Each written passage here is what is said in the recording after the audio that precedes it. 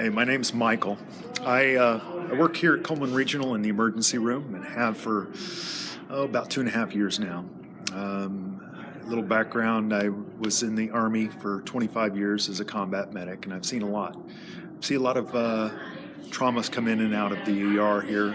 A lot of younger individuals that if they just slow down, shouldn't be in here. But that's not why I'm here. I'm here because I'm a parent who has lost somebody within this age bracket. My son John, he turned 23 on May 29th of 2015, and just a couple weeks later, June 16th of 2015, at about 2 o'clock in the morning, he rolled his vehicle, was ejected, and died.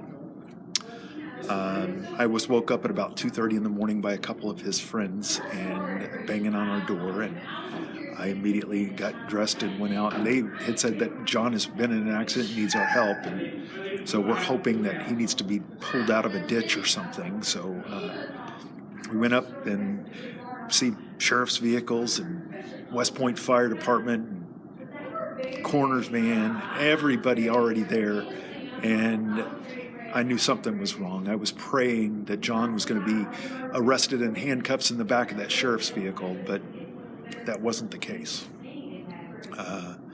His mom and I were pushing past deputies trying to get down to John's car, and they kept trying to stop us and tell us that we don't want to go down there, until somebody finally stopped me and my wife. Were stopped by two different individuals, but we were finally stopped and was told that, Michael, you don't want to go down there. You don't want to see him like that. And it's at that point that I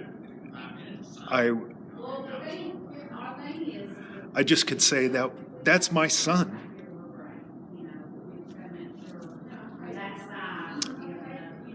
I knew so many of the people that were there. The deputies in the fire department, and even the coroner, and every single one of them felt like family. To this day they come up and give me a hug, and I got to tell you, according to the coroner, his blood alcohol was less than 0.08. He could have swerved to avoid hitting a dog. His cousin drove that same route at about the same time of day, and a dog had run out in front of him, and he swerved and found himself in the tracks that John was in. Didn't crash. But John had a bad habit. Whenever he was close to where he was going, he would always unbuckle his seatbelt because he's almost there. And that little bit right there, that was it. If he had left his seatbelt hooked up, he could have survived the rollover. He would have not been ejected, and he could have survived the crash.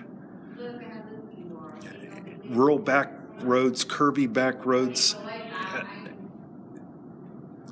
I don't know, but I can tell you, if he had left his seatbelt hooked up, he more than likely would have survived that crash. Slow down.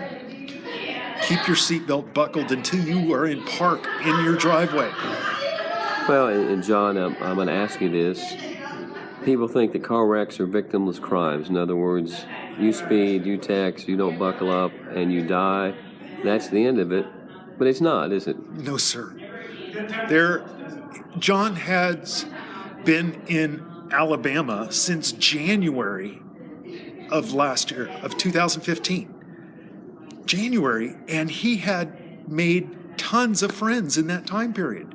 He moved down here from Ohio, and he's such a good kid, so personable. He had made so many friends, and it's like his friends are family now. I mean, they come over and visit his mom and I, and we didn't know them beforehand, but his mom and I, nobody can ever tell you how to grieve or how long your grief process should last.